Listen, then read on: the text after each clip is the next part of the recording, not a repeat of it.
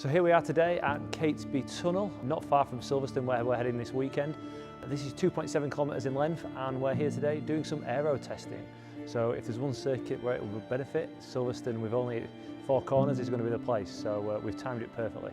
So yeah, today's been really good, lots learned, and hopefully we can put that into practice this coming weekend.